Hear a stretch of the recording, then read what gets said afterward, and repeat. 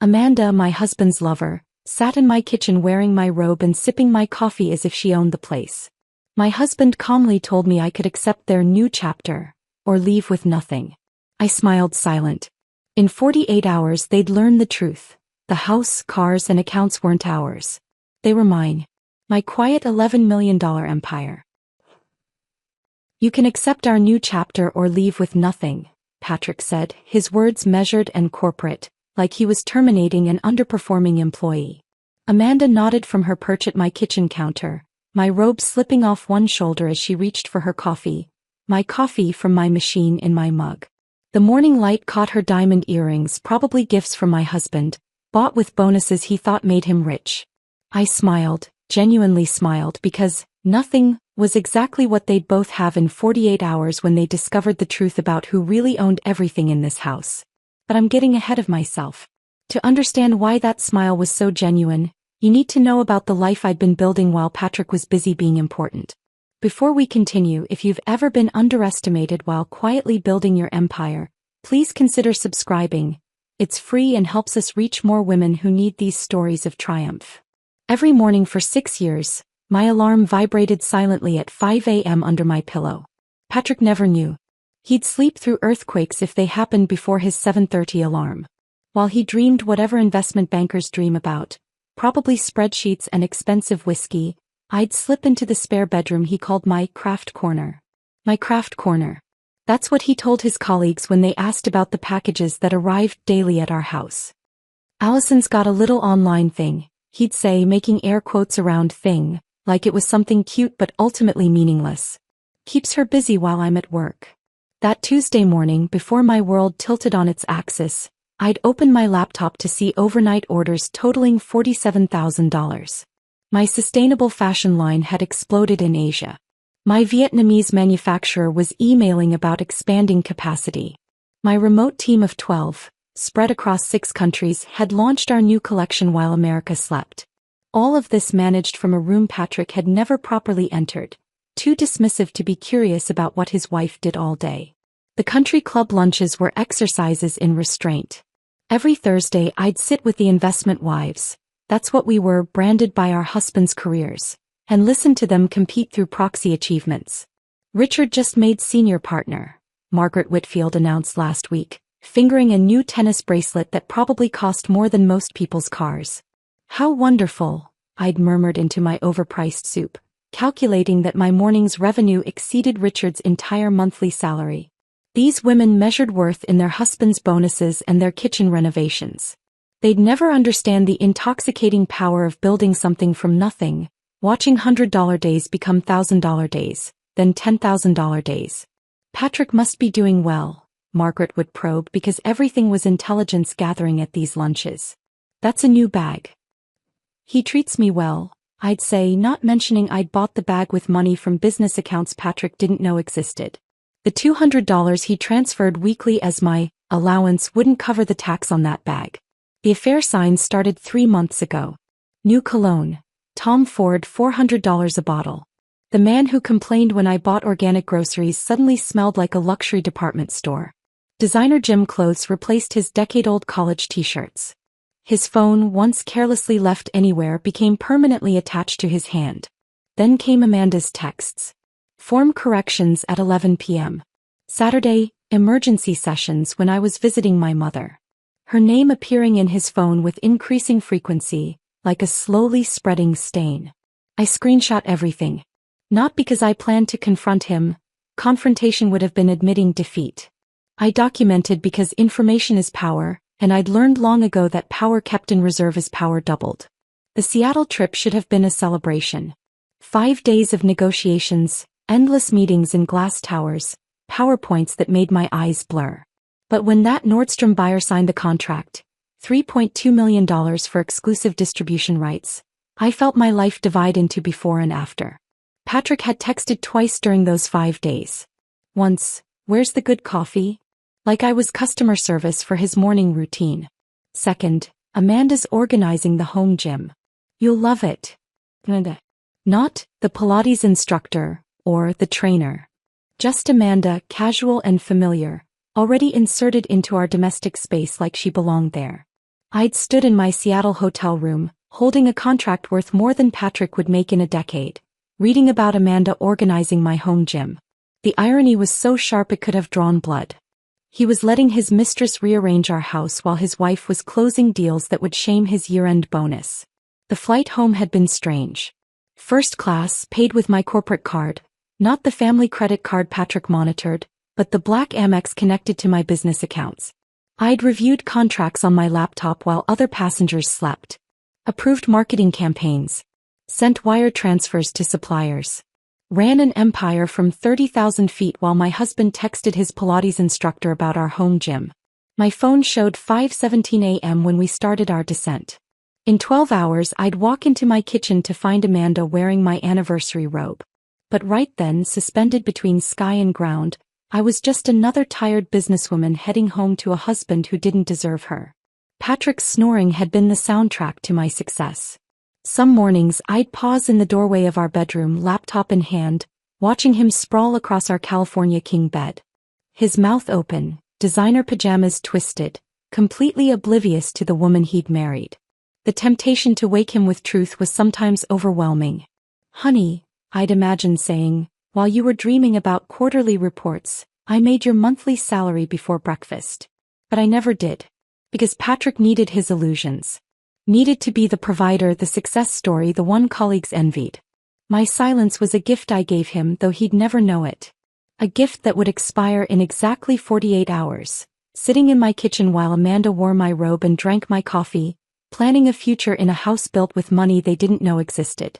The last text from Marcus, my attorney, had come through as I waited for my luggage at baggage claim. "Everything's documented. Just say when." When turned out to be 6:47 a.m. on a Tuesday morning, standing in my own kitchen, watching my husband's mistress wear my anniversary gift like a trophy. The wheels of my suitcase caught on the threshold as I dragged it through the front door. My eyes burned from the red-eye flight, my shoulders ached from hauling laptop bags through 3 different airports, and all I wanted was silence and coffee. What I got was Amanda Novak, perched on my kitchen stool like she'd been waiting for a photographer. She didn't even look up from her phone. "Morning, Allison," she said, scrolling with one hand while the other brought my favorite mug to her lips. "Patrick said you'd be back today." The casual ownership in those 5 words hit me harder than finding them in bed together would have. This wasn't a guilty scramble or a shocked confrontation. This was choreographed comfort. She sat at my granite counter wearing my anniversary silk robe, the champagne one from Paris, stirring coffee with my grandmother's silver spoon, the one from her wedding set that survived 2 world wars and my parents' divorce. I stood in my own doorway like a delivery person waiting for a signature. "Where's Patrick?" My voice came out steady, which surprised me. "Getting dressed." She finally glanced up, and her eyes held the satisfaction of someone who'd already won a game I didn't know we were playing. "He'll be down in a minute. We need to talk." Not he needs to talk to you. The coffee maker was still gurgling, which meant they'd been up for at least 20 minutes. Long enough to shower together. Long enough to plan whatever this ambush was supposed to accomplish. The morning light streaming through my kitchen windows caught the silk of my robe where it draped across Amanda's chest, and I noticed she'd paired it with nothing underneath. A detail meant to be noticed, meant to establish territory. Patrick's footsteps on the stairs had their usual morning weight, but today they sounded like a countdown. He appeared in the doorway adjusting his tie, the blue Hermes I'd bought him for Christmas, and his face held the expression he wore for difficult client meetings. Professional. Detached. Already 3 moves ahead. "We need to discuss some changes," he said, using the voice he reserved for quarterly reports and investment projections. "Amanda and I have been seeing each other for some time now." Some time. Like it was a fiscal quarter worth noting. 6 months. Amanda supplied helpfully, setting down my mug with a little ceramic click that seemed to echo. "Since the Fletchers' New Year's party." The Fletchers' party. Where I'd left early with a migraine while Patrick stayed to network. I'd driven myself home, taken 2 pills and fallen asleep to the sound of fireworks. He'd come home at 4 a.m. smelling like champagne and someone else's perfume. I'd blamed the catering. "We've decided to move forward together," Patrick continued, his hands clasped in front of him like he was delivering a presentation to investors. "Amanda and I are starting a new chapter." A new chapter. Like our 8 years were just a rough draft worth discarding. The situation is actually quite simple, he said, and now his voice took on that particular tone of condescension he used with junior associates who didn't understand complex derivatives. You have 2 options.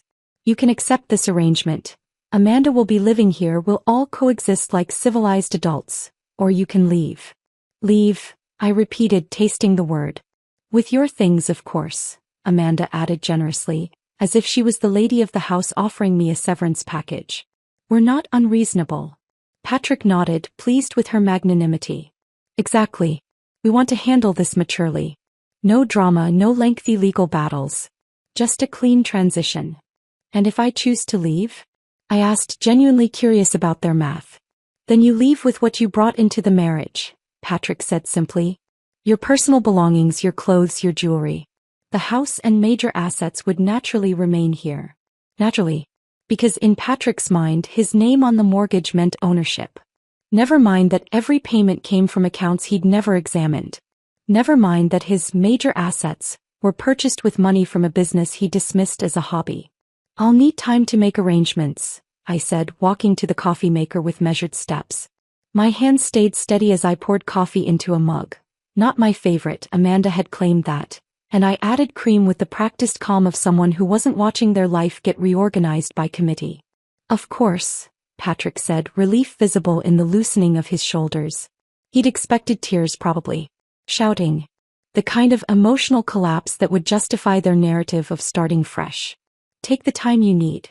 48 hours, I said, turning to face them with my coffee. I'll need 48 hours. Amanda stood up, my robe shifting as she moved, and did something that almost made me laugh. She walked over and patted my shoulder. Actually patted it like I was a dog who'd performed a trick correctly. Take all the time you need to pack, she said, her voice dripping with false sympathy. We know this is hard. Hard. Like I was being asked to accept a demotion. Not the demolition of my marriage by a woman wearing my anniversary gift. I looked at them both, Patrick in his power suit, Amanda in my robe, and smiled. Not the polite smile I wore at country clubs or the professional smile for business meetings. This was something different. Something that made Amanda's hand pause on my shoulder. 48 hours, I repeated. That should be more than enough. I walked out of my kitchen with my coffee and my suitcase, leaving them to their victory. Through the living room, past the art I'd bought with business funds, up the stairs that led to bedrooms they assumed they'd be sharing indefinitely.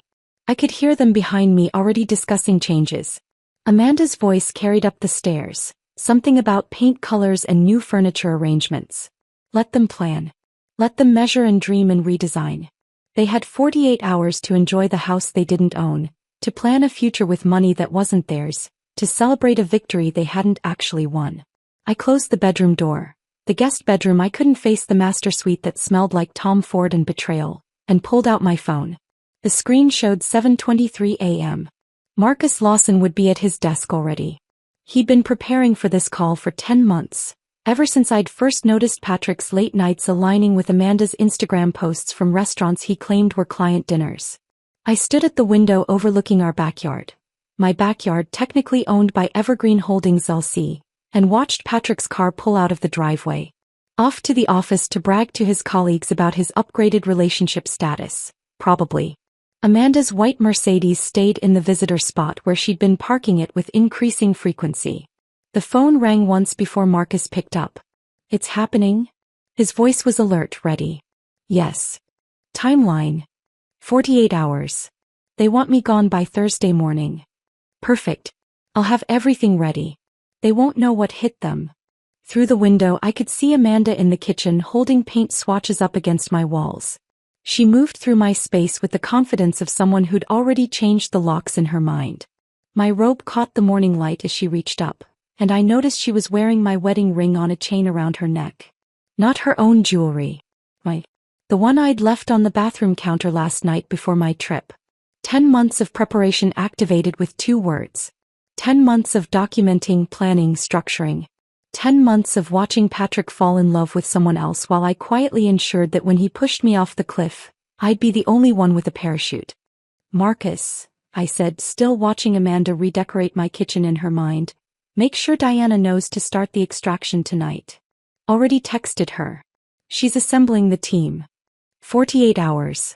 They thought they were giving me time to accept defeat, to pack my clothes and jewelry and leave with dignity. Instead, they'd given me exactly what I needed. Time to show them that everything they thought they'd won was never theirs to take. The guest bedroom door had barely closed behind me when I heard the garage door opening. Patrick leaving for work meant Amanda would have the house to herself, probably already mentally redecorating. I sat on the edge of the bed that had become my refuge these past few weeks, phone still warm from Marcus's call, when I remembered, Tuesday lunch with Mom. She'd be here in 4 hours, expecting our usual salad and gossip session. The thought of explaining this disaster made my stomach turn. But canceling would worry her more than the truth. I spent the morning in mechanical motion. Shower. Change into something that didn't smell like airplane. Start pulling files from my office. The important ones, the ones that proved ownership, documented growth, established the careful corporate structure that separated my business from my marriage. My hands moved automatically while my mind raced through calculations. 48 hours meant Diana would need to move tonight. The fulfillment inventory alone would take hours to relocate. At noon, Mom's Honda pulled into the driveway. I watched from the window as she got out, carrying her usual contribution. A batch of lemon bars she insisted on making even though we never ate them all. Her movements were spry for 71. But I noticed the slight pause when she saw Amanda's Mercedes in the visitor spot where it didn't belong during a workday. The front door opened before she could knock. Amanda stood there in yoga pants and a sports bra, looking like she'd just finished a workout in my home gym. "Oh," Mom said, her voice perfectly neutral. "Hello. You must be Allison's mother," Amanda said, stepping aside with the gracious air of a hostess. "I'm Amanda. Come in, please." The way she said it, like she was welcoming Mom into her home, made my hands clench. I came down the stairs quickly, intercepting them in the foyer. "Hi, Mom." I kissed her cheek, taking the container of lemon bars. Amanda was just leaving for the studio. "Actually, I'm reorganizing the kitchen," Amanda announced, oblivious to the tension. "Patrick mentioned you've been wanting to update the cabinet layout for years." Mom's eyes found mine. And in that look was 40 years of accumulated wisdom about men and the women who take them. "Who's your friend, dear?" she asked, though her tone said she already knew exactly who Amanda was. "Patrick's Pilates instructor," I said carefully. "Girlfriend," Amanda corrected with a smile that belonged on a cat near an empty bird cage. "Patrick and I are together now. Allison's moving out in a couple of days." The silence that followed could have choked someone. Mom set down her purse with the kind of deliberate calm that preceded explosions in my childhood. But instead of erupting, she turned to me with something worse than anger, disappointment. "Let's talk in your office," she said quietly.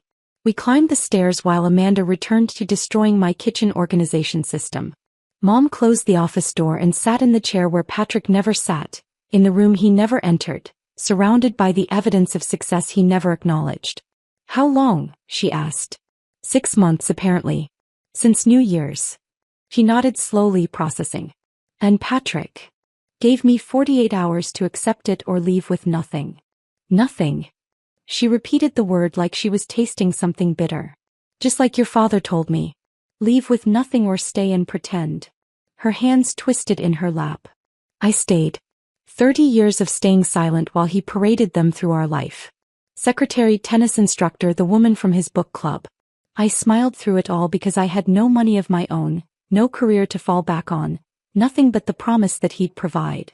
"Mom, I watched you build yourself smaller to fit Patrick's shadow," she continued, her voice gaining strength. "Watched you dim your light so his could shine brighter. But you're not me, Allison. You built something he can't take." She stood up, surveying my office with fresh eyes. The filing cabinets, the awards Patrick had never asked about, the framed first dollar from my business that he thought was cute. "Show me what you need to pack," she said. "The important things. The things that prove this is yours." We worked in focused silence, filling boxes with corporate documents, tax returns, the original LLC paperwork from before I'd even met Patrick. Mom's efficiency surprised me. She knew exactly which papers mattered, which contracts needed protecting. "Your grandmother left me money," she said suddenly, taping a box closed. $50,000 your father never knew about. She made me promise to use it if I ever got brave enough to leave. I never did. Used it for your college instead. Mom, I never knew. Because shame is silent, she said simply. But not anymore. Not for you.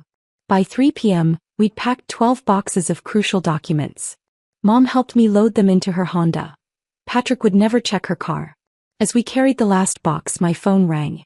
Kelly's name on the screen made my stomach drop. Patrick's assistant never called me. Mrs. Manning? Her voice was thick with tears. I'm so sorry. I'm so sorry. Kelly, what's wrong? I've been booking them. The dinners, the hotels. 6 months of lying to you. He made me use his personal card so you wouldn't see the charges. Mom watched my face as Kelly's confession poured out. Every client emergency, every late meeting, every weekend conference. All carefully scheduled around my travel, my mother's visits, my predictable routines. He had me forward emails to Amanda about exit strategies, Kelly sobbed. Asset protection documents. They've been planning this since January. I have copies of everything. I'll send them now. Kelly, why are you telling me this? Because you were the only one who remembered my birthday. Because you sent flowers when my dad died. Because Patrick's a monster and you deserve to know exactly what kind. The emails flooded in, dozens of them. Patrick discussing hiding assets, moving money, protecting his bonuses from the inevitable divorce. Amanda suggesting they wait until after my Seattle trip to confront me, when I'd be tired and more manageable. Thank you, Kelly, I said quietly. This helps more than you know. Mom read over my shoulder, her jaw tightening with each email. They planned this like a hostile takeover. Yes, I agreed. But they forgot who taught me about hostile takeovers. That evening, I returned from Mom's house to find a domestic scene so perfect it could have been staged.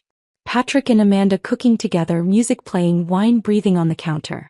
She wore my Paris apron over designer clothes that probably cost more than most people's rent.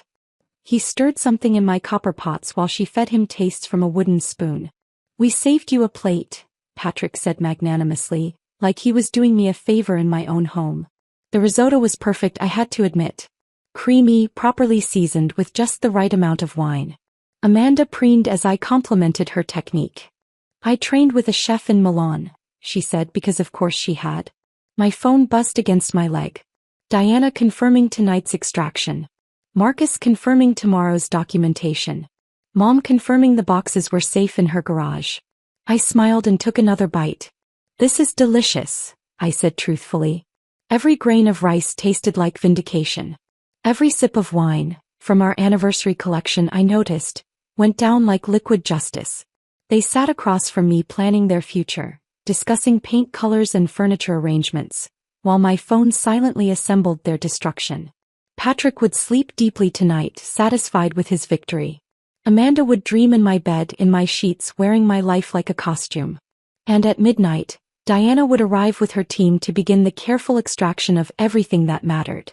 24 hours into my 48-hour countdown, and they still had no idea the war had already begun. And I was winning. Midnight had come and gone like a shift change at a hospital. Quiet, efficient, necessary. Diana and her team had worked through the darkness, extracting my business from the house with surgical precision. By sunrise, the only evidence of their presence was the empty spaces where inventory used to live and the faint tire tracks from unmarked vans on the driveway. I hadn't slept. Instead, I'd sat by the guest room window watching Diana's team work, occasionally going downstairs to unlock doors or disable alarms. Patrick and Amanda never stirred from the master bedroom. Why would they? They thought they'd already won. At 8:47 a.m. I was in the kitchen making coffee when the doorbell rang. Through the peephole, I could see 3 men in matching blue uniforms standing beside a truck larger than Patrick's ego. Moving company, the lead man announced when I opened the door. We have a pickup scheduled for 9 a.m. Patrick appeared at the top of the stairs in a robe I didn't recognize. Burgundy silk, probably Amanda's gift. His hair stuck up at angles that would have been endearing years ago.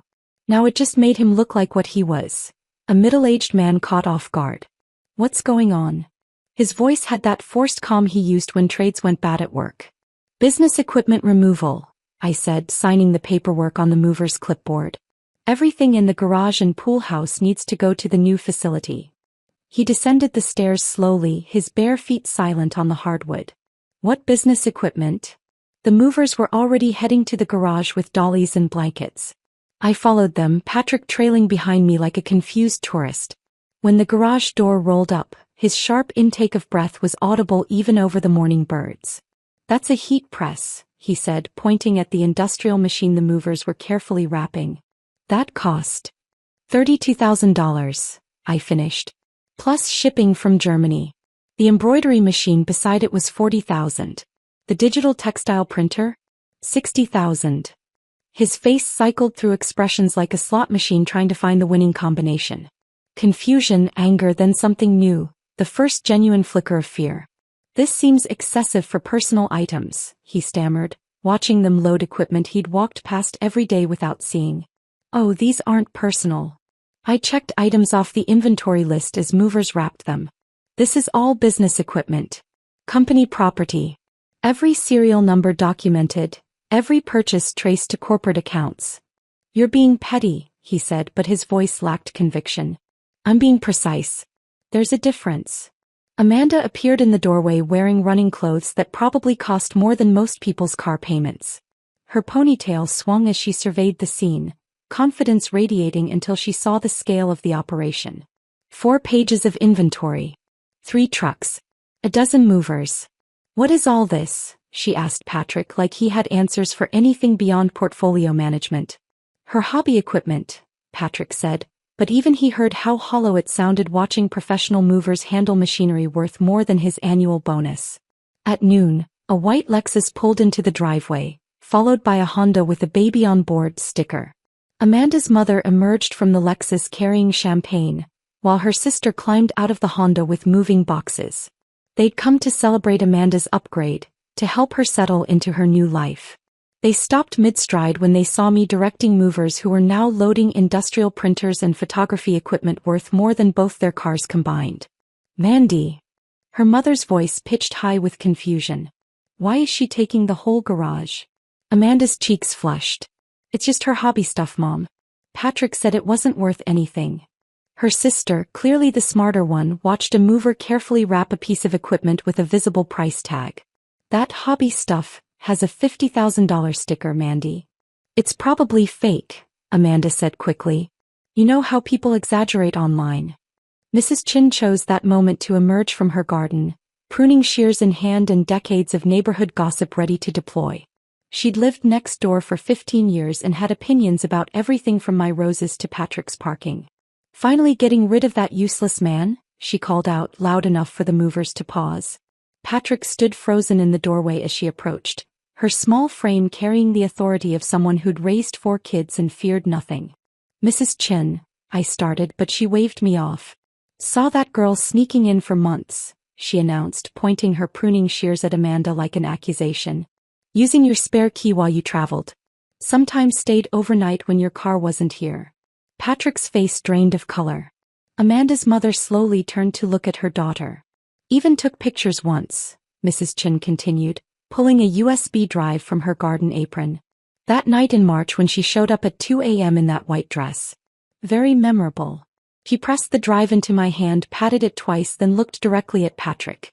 "Your mother would be ashamed," she said, then walked back to her garden. The silence stretched until Amanda's sister broke it. "March. Wasn't that when you said you were at that meditation retreat?" "Let's discuss this inside," Amanda's mother said tightly, but Amanda was already spinning stories. "She's obviously lying. This is all." The sound of Marcus's Tesla pulling up cut her off. My attorney emerged carrying a briefcase that looked expensive enough to fund a small startup. His suit was perfectly pressed despite the afternoon heat, and his expression held the satisfaction of someone about to reveal a winning hand. "Mrs. Manning," he nodded to me, then surveyed the assembled crowd. "Mr. Manning. Ms. Novak. I believe we need to discuss some documentation issues." "What documentation?" Patrick's voice had gone flat. Marcus set his briefcase on my dining table with ceremonial precision. The locks clicked open like a countdown. He spread papers across the surface. Deeds, incorporation documents, asset lists, bank statements, tax returns. Each one stamped, notarized, and absolutely legitimate. "Let's start with the house," Marcus said conversationally. "According to county records, This property is owned by Evergreen Holdings LLC, not by Mr. or Mrs. Manning personally. Patrick's hands shook as he picked up the deed. That's impossible. We bought this house together. Actually, Marcus pulled out another document. You signed a quitclaim deed 3 years ago, transferring ownership to the LLC for tax purposes. You insisted it would save money on capital gains. I never. Your signature, notarized by Kelly Brennan, your assistant. Marcus pointed to the bottom of the page. You signed 17 documents that day. Asked her to rush because you had a golf meeting. Amanda had gone very still. Patrick, you said you owned everything. The cars. Patrick's voice cracked. Leased through Evergreen Holdings as fleet vehicles. The furniture. The art. Corporate assets purchased for business entertainment purposes. All documented, all legitimate. Amanda's mother picked up one of the papers, her reading glasses making her look like a judge reviewing evidence. Patrick, this says the company is worth. She trailed off, mouth open. Patrick. Amanda's voice had gone small. You said she was just playing online. You said it was a hobby blog nobody read. Patrick stared at the papers like they were written in a foreign language, his investment banker brain trying to find the loophole, the error, the thing that would make this all wrong. But Marcus's documentation was perfect. Because I'd learned from the best, from Patrick himself, every time he'd explained how the wealthy protected their assets, never knowing I was taking notes. Marcus reached into his briefcase one more time, and I knew what was coming before he even pulled out the folder. The valuation report. The one document that would transform Patrick's condescension into comprehension. Before we discuss the prenuptial agreement, Marcus said, his voice carrying the weight of carefully orchestrated revelation, I believe Mr. Manning should understand the full scope of Evergreen Holdings assets. He slid the folder across the dining table. The cover bore the logo of Morrison & Associates, the valuation firm Patrick's own company used for their major acquisitions. Patrick recognized it immediately. His fingers hesitated before opening it. Page 3, Marcus suggested helpfully. The summary. Patrick flipped to the page. His eyes found the number at the bottom.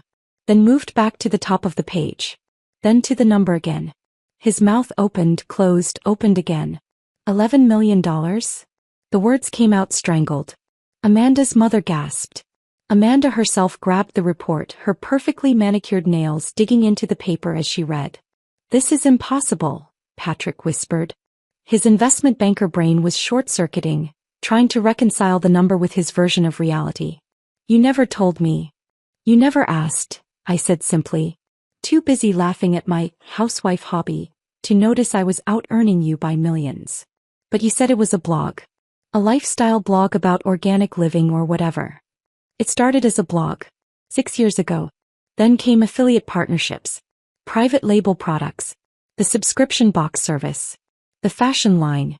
The Nordstrom deal I just closed in Seattle while you were planning this ambush? $3.2 million. Amanda's phone, face up on the table, began exploding with notifications. Instagram. The story she'd posted this morning. Champagne glasses, moving boxes, a caption about new chapters and upgrades, was backfiring spectacularly. She grabbed it, swiping frantically. The comments were pouring in faster than she could read them. I caught glimpses. Gold digger. Home wrecker. He doesn't even own the house. She played herself. Karma loading. 100% complete. No, no, no, she muttered, trying to delete the post. But the internet never forgets. Screenshots were already circulating, shared in group chats and reposted with laughing emojis. Her follower count, displayed at the top of her profile, was dropping in real time. 23,000. 22,800. 22,500. Each refresh showed fewer people wanting to be associated with her carefully curated life. Make it stop, she said to Patrick, shoving her phone at him like he could somehow control the internet. Patrick barely glanced at it. He was still staring at the valuation report, flipping through pages of revenue projections, asset lists, intellectual property valuations. His face had gone the color of old paper. The doorbell rang. Through the dining room window I could see a familiar BMW, David's car. Patrick's older brother, the successful one who'd never quite forgiven Patrick for squandering their parents' connections. Patrick lurched to his feet. David will sort this out. He's a contract lawyer. He'll find something wrong with all this. But when David walked in, his expression wasn't what Patrick expected. He surveyed the scene, the papers spread across the table, Amanda's mother clutching her pearls, Amanda herself looking like her world was dissolving, and Patrick standing there in his ridiculous burgundy robe. "Patrick called you?" I asked. Panicking, David confirmed. Something about illegal asset hiding and corporate fraud. He picked up one of the documents, scanning it with professional interest. "This is actually quite elegant structuring. Your attorney, Marcus Lawson." Marcus introduced himself. "I've heard of you. The Fitzgerald divorce, right? That was brilliant work." "David." Patrick's voice cracked. "You're supposed to be helping me." David set down the paper and looked at his younger brother with something between pity and satisfaction. "Help you with what, exactly? Getting back assets you never owned? Fighting a valuation you never bothered to investigate? She's my wife. That money is hers. I told you Allison was the real deal, Patrick. Watched her build that company while you preened at cocktail parties, bragging about your bonuses while she was quietly building an empire." He turned to me and his expression softened. "I'm sorry it came to this, Allison. You deserved better." "Whose side are you on?" Patrick demanded. "The side that's been right all along.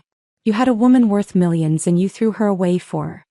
He glanced at Amanda, whose phone was still pinging with brutal notifications. "This." Amanda's sister had been quiet until now, but she suddenly laughed. "Mandy, you told everyone you were marrying up. You said he was rich." "He is rich," Amanda protested. "His wife is rich," her mother corrected, setting down the valuation report. "He's just, what's the word? Middle management. Senior investment analyst," Patrick corrected weakly. "With a salary of?" David asked, though he clearly knew the answer. 160 base, Patrick admitted. "So roughly 1% of your wife's net worth," David calculated. "Congratulations, Patrick. You're a kept man who didn't even know he was being kept." That's when I pulled out the final document. The one Patrick had insisted on 8 years ago, when his $40,000 savings account made him feel like a tycoon. "Speaking of being kept," I said, sliding the prenuptial agreement across the table. "Remember this?" Patrick's face went white. He recognized his attorney's letterhead immediately. Marcus picked it up, reading with theatrical precision. Article 3, Premarital Assets. "All business ventures, investments, or corporate entities established prior to the marriage shall remain the separate property of the establishing spouse." He flipped a page. Article 7, Future Business Ventures. "Any business, investment vehicle, or corporate entity created during the marriage using separate funds shall remain separate property, including all derivatives, expansions, and subsidiary ventures." "But she started the business after we married," Patrick said desperately. "Started the LLC 6 months before you met," Marcus corrected. "The block that became the business was registered as intellectual property of that LLC from day one. Every expansion, every subsidiary, every asset purchased, all flowed through corporate structures that predated your marriage." "You insisted on that prenup," I reminded Patrick. "Said you needed to protect your assets. Your cousin had just gone through that ugly divorce, remember? You made me sit through 3 meetings with your attorney while he explained why your savings needed protection." David actually laughed. "You protected yourself from her poverty while she was protecting herself from your discovery. That's almost poetic." Amanda stood up abruptly, her chair scraping against the floor. "I need air." But her escape was blocked by her mother, who grabbed her arm. "We're leaving, Amanda. Now." "But Mom." "Now." Her mother's voice could have frozen fire. "Before this gets worse." Amanda looked at Patrick, waiting for him to fight for her, to say something that would salvage this disaster. But Patrick was staring at the prenup like it was his own death certificate. "Patrick." Amanda's voice went up an octave. "I need to think," he muttered. Think about what?" "You said we were starting over." "You said..." "I said a lot of things." Patrick's voice was hollow. "Before I knew my wife was worth $11 million. The silence that followed was beautiful. Amanda's face cycled through disbelief, rage, and finally, understanding. She'd been played. Not by me, but by Patrick's assumptions, his arrogance, his absolute certainty that he was the successful one. I'll take him to my place, David told me. But only for a week. He needs to learn consequences. Patrick looked up at his brother, and for the first time since I'd met him, he looked truly lost. You're supposed to be my family. Allison was your family, David replied. And look how you treated her. David's BMW pulled out of the driveway at 4:17 p.m. Patrick slumped in the passenger seat like a deflated balloon. Amanda's family had left 10 minutes earlier, her mother's Lexus peeling out with enough force to leave tire marks on my pavement. The dining room still smelled like fear and expensive cologne. Marcus gathered his documents with the satisfaction of a chess master who just demonstrated a perfect checkmate. The eviction notice will be posted tomorrow morning, he said. They have 24 hours from notification to vacate corporate property. Tomorrow's Thursday, I realized. Exactly 48 hours from when this started. Poetic timing, Marcus agreed, snapping his briefcase shut. Diana will have a cleaning crew ready Friday morning. Professional deep clean, inventory check, and will change all the locks and security codes. The house felt different after everyone left. Not empty, liberated. Like it could finally breathe without Patrick's pretension filling every corner. I walked through rooms that would soon be mine alone, touching furniture he'd never appreciated, straightening art he'd never noticed. That night I slept in the guest room again. Not because I couldn't face the master bedroom, but because I wanted to give them one last night in what they thought was their bed. One last night before reality came knocking. Thursday morning arrived gray and drizzly, the kind of weather that makes everything feel heavier than it should. I was sitting at the kitchen island with my laptop and coffee when I heard movement upstairs. Patrick's alarm, 7:30 a.m. sharp like always. The shower ran. Footsteps crossed the bedroom. Normal morning sounds that would never be normal again. He came downstairs first, dressed in his second-best suit. His best suit was still at the dry cleaners. A detail that shouldn't have mattered but somehow made everything more pathetic. He stopped when he saw the paper taped to the mirror by the coffee maker.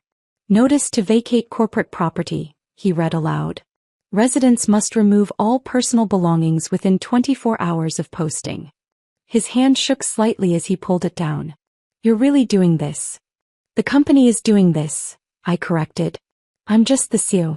Amanda appeared, wearing jeans and a Berkeley sweatshirt I'd never seen before. No designer athleisure. No carefully curated outfit. Just regular clothes that made her look younger, smaller, ordinary. I need to call my landlord, she said to Patrick, not looking at me. Maybe I can get my apartment back. She stepped outside with her phone. Through the window, I watched her pace the driveway, gesturing with one hand, clearly pleading. When she came back in, her face told the story. He already rented it, she said flatly. To a couple. They moved in yesterday. Patrick's phone rang.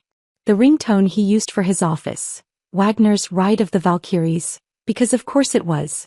He answered with his business voice, all false confidence and professional timbre. Patrick Manning. I couldn't hear the other side, but I watched his face change. The color drained first, then his jaw tightened, then his free hand clenched into a fist.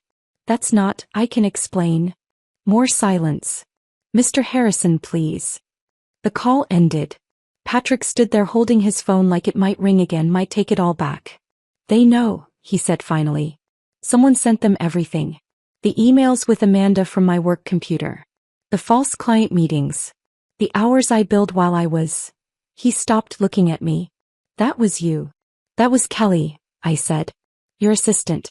The one you made lie for you. She forwarded everything to your managing partner yesterday. Her conscience finally won. Clean out your desk, he repeated, the words hollow. 20 years at that firm. 20 years. They spent the morning packing in silence. Not together. That unity had evaporated with the money. Patrick filled suitcases with his suits, his watches, his collection of cufflinks that he thought made him important. Amanda packed her yoga clothes, her jewelry, the designer bags that suddenly looked like costume pieces from a play that had closed. At noon my mother arrived. Not to gloat but for something else. She carried a small velvet box that I recognized immediately. I went to the safety deposit box, she said, ignoring Patrick and Amanda completely. This belongs with you. Inside was my grandmother's ring. Art Deco platinum with a sapphire surrounded by small diamonds. I'd given it up when Patrick proposed, because his 2-carat solitaire was more appropriate for an investment banker's wife. Your grandmother built her own fortune too, Mom said loud enough for them to hear. Ran a seamstress business while your grandfather took credit. Employed 12 women during the Depression. Never put his name on anything. She helped me slide it onto my right hand. My left still bore Patrick's ring, though not for much longer. She'd be proud you didn't repeat history, Mom said, looking directly at Patrick. Some lessons take generations to learn. We sat at the kitchen island, drinking tea from the china Patrick always said was too fussy, while he and Amanda dragged suitcases downstairs. The rain had stopped, but everything still looked gray through the windows.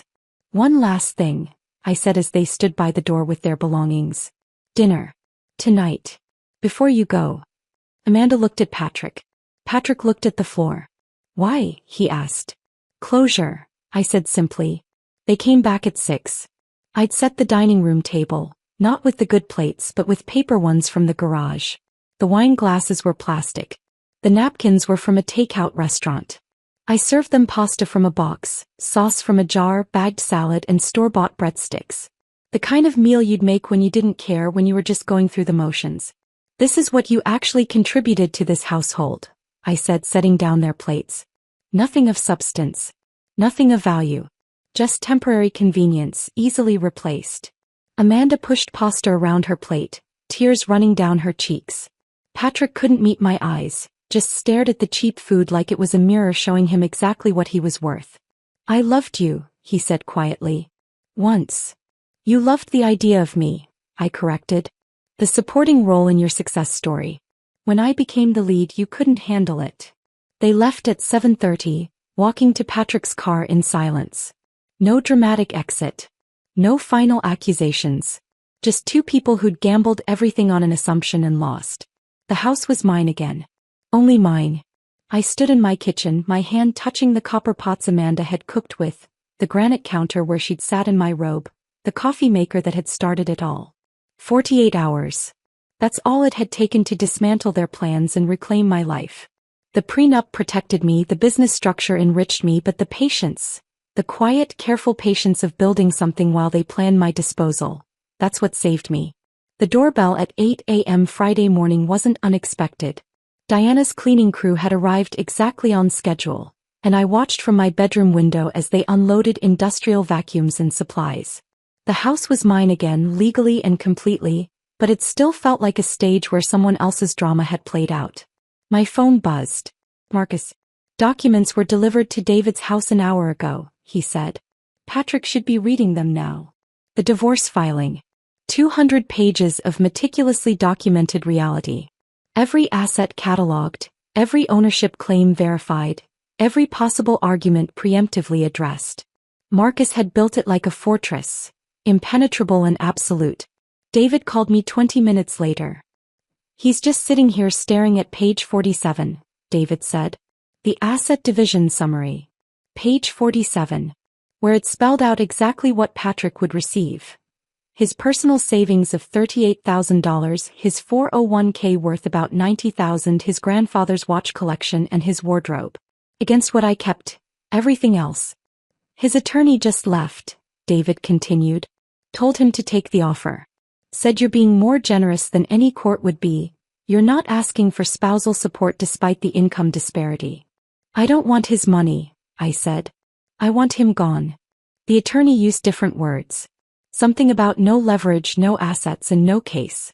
Patrick threw a glass at the wall after he left. Across town, Amanda was having her own morning of revelations. The Pilates studio where she'd built her reputation as the instructor who could transform trophy wives into trophy bodies had called an emergency meeting. Kelly, Patrick's former assistant who'd become my unexpected ally, texted me updates. She joined the same studio after everything exploded, needing the distraction of exercise. Amanda just arrived, Kelly wrote. The parking lot is empty except for staff cars.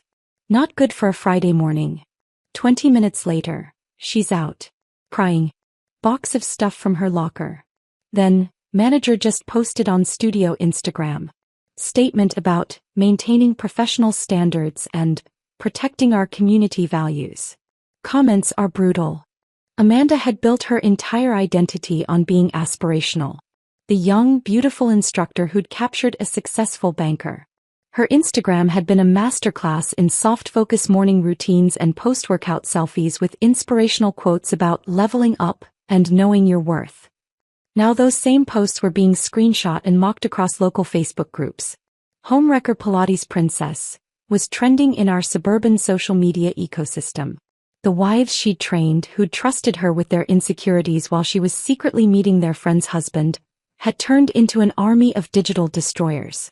Her tearful response video, posted from her car in the studio parking lot, made things worse. She blamed jealous women and society's judgment, while mascara streaked down her cheeks. The comment section turned into a massacre. The video had 3,000 dislikes within an hour. Maybe focus on your own life instead of stealing others, read the top comment with 2,000 hearts. My phone rang. Diana. You need to hear this, she said. My forensic accounting team found something. I'd hired the forensic accountants to ensure Patrick couldn't claim any hidden assets, to verify that every dollar was accounted for. But they'd found something else entirely. Patrick's been skimming from client accounts, Diana said. Small amounts, 500 here, 1,000 there, but consistently for 2 years. He'd move money during complex trades, blame market volatility for discrepancies. Nearly 60,000 total. My stomach dropped. That's federal. Wire fraud technically. His firm will have to report it once they do their own audit, which they will after his termination. This isn't on you, Allison. This is his choice, his crime. Send everything to his firm's compliance department, I said. And copy the SE. I'm not protecting him anymore. The FBI visit to David's house happened at 6 p.m. I heard about it from Mrs. Chin, who'd heard from her daughter, who'd seen it on the evening news. 2 agents in dark suits, a warrant, and Patrick being walked to a black sedan while neighbors watched from their windows. David called me that night. They took his computers, his phones, everything, he said. He's not arrested yet, they're building the case. But his passport's been confiscated. How is he? Broken. David paused. He keeps saying this is your fault. That you orchestrated everything. I orchestrated nothing. I just stopped cleaning up his messes. Saturday morning, I stood in the empty dance studio that used to host Amanda's most exclusive classes. The owner, an older woman named Grace who'd built the business from nothing, walked me through the space. The whole building's for sale, Grace said. I'm retiring. Moving to Florida to be near my grandkids. How much? $3.8 million. It's not just the studio. There are 6 retail spaces for offices upstairs and a warehouse in back. I walked through the rooms, seeing possibility where Amanda had seen a kingdom. The mirrors that had reflected her carefully crafted image could reflect women building real businesses. The space where she'd gossiped about other people's marriages could host workshops on financial literacy. I'll take it, I said. Cash. 30-day close. Grace looked surprised. Don't you want to negotiate? No. But I have conditions. Current tenants get first right of refusal at their existing rates. No rent increases for 2 years. And the studio space gets converted to co-working specifically for women entrepreneurs. Amanda won't like that, Grace said carefully. Amanda doesn't get a vote anymore. The purchase went through quickly. Cash transactions always do. By the end of the month, renovation would begin. The studio where Amanda had played Queen Bee would become a hive of actual productivity. The irony was perfect. She'd have to watch from wherever she landed as her former domain transformed into something that actually empowered women instead of teaching them to compete for men's attention. I scheduled the grand opening for June 15th. What would have been our 9th anniversary? Patrick would probably be dealing with federal charges by then. Amanda would be trying to rebuild her follower count from 0. And I'd be cutting the ribbon on a space designed to ensure other women never had to depend on anyone else's money, anyone else's approval, anyone else's permission to build something meaningful. The building would be called the Graham Center after my grandmother. The woman who'd built her own fortune while her husband took credit. The woman whose ring I now wore as a reminder that some lessons take generations to learn, but only moments to teach. Marcus texted me that evening. Patrick signed the divorce papers. Uncontested. You're free. Free. Such a small word for such an enormous feeling. Freedom tasted like morning coffee without fear.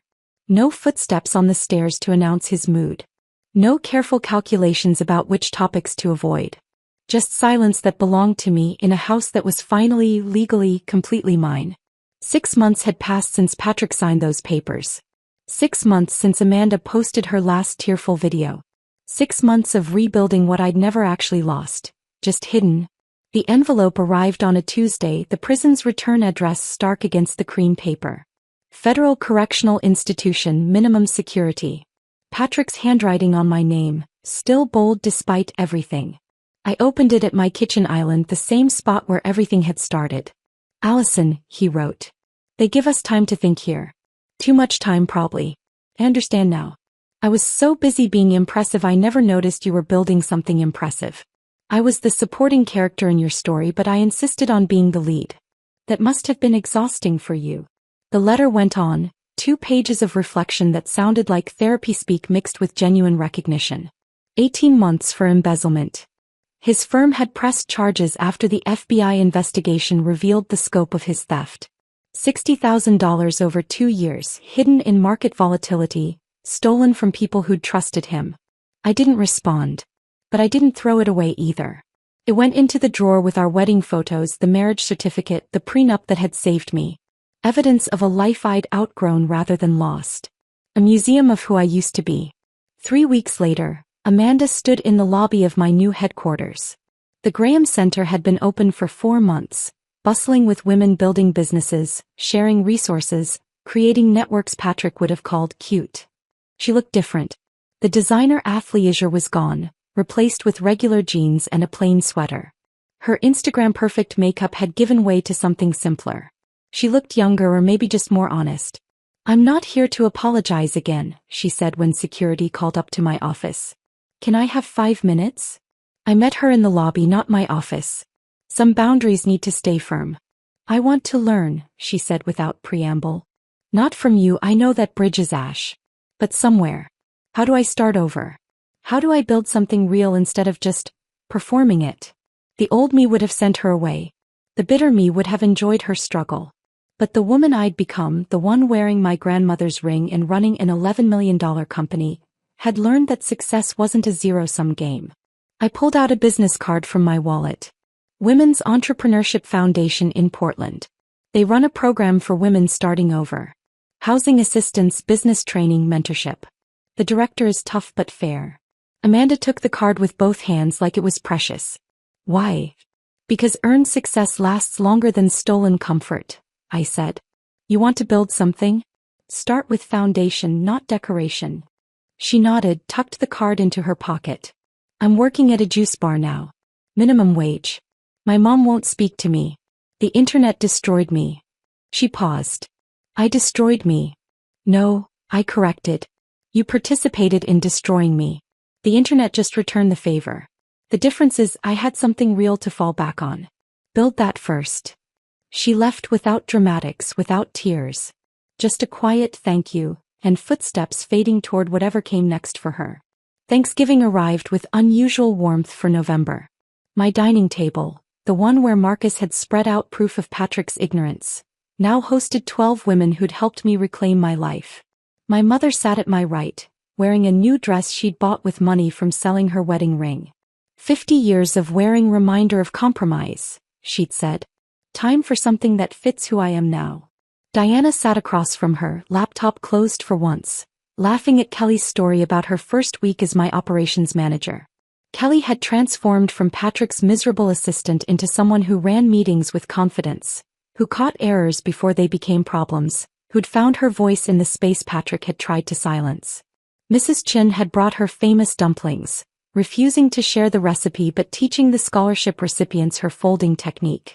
6 young women, all building businesses through the foundation I'd started, all learning that success didn't require permission or marriage or someone else's approval.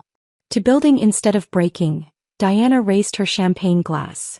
Dom Perignon, because we could afford it now without justification. To women who warned us, my mother added, looking at me. To second chances earned, not given, Kelly said, and I knew she meant her own as much as anyone's. To empty chairs that become opportunities, I said, gesturing to the seat we'd left open. Not for Patrick's memory but for whoever would need it next. The champagne tasted like victory aged properly.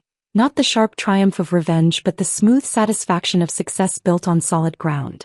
Later, after everyone left, I sat in my kitchen as dawn approached. 5 a.m. my usual time. But now I didn't slip quietly to a spare room. Now I opened my laptop at my own island in my own house, reviewing my own empire. The gardens outside bloomed with intentional design. I'd hired a landscape architect who understood that beauty could be both structured and wild. The walls displayed awards: Entrepreneur of the Year, Sustainable Business Excellence, Women in Leadership Champion. The silence wasn't empty, it was full of possibility. My phone buzzed with overnight developments. Orders from Japan. A partnership proposal from a European distributor. A speaking request from Stanford Business School. An interview request from a magazine that had once featured Patrick as a young leader to watch. I drafted responses while sipping coffee from my grandmother's china, wearing a silk robe I'd bought myself in celebration of the Nordstrom deal. Not a gift from anyone, not a symbol of someone else's success, but my own choice for my own comfort.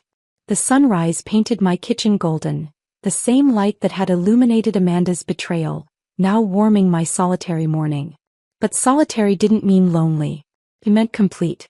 Whole. Uncompromised. My phone rang. Diana, early as always. The quarterly numbers are in, she said. Want to guess? Surprise me. 14.3 million valuation. The Graham Center is already profitable. The foundation has funded 22 businesses. And Patrick's old firm wants to hire us as consultants for their new sustainability initiative. I laughed, really laughed for the first time in months. Not at Patrick's expense but at the beautiful irony of it all. Tell them yes, I said. But our consultancy rates are non-negotiable. The sunrise had become full daylight. Another morning in my life, my house, my business, my future. No longer building in shadows or hiding success to protect someone else's ego. The empire wasn't just striking back anymore. It had won. And I was just getting started. If this story of calculated revenge had you holding your breath, hit that like button right now. My favorite part was when Allison served them dinner on paper plates, knowing they'd finally understood their true worth. What was your favorite moment? Drop it in the comments below. Don't miss more gripping stories like this. Subscribe and hit that notification bell so you never miss an upload.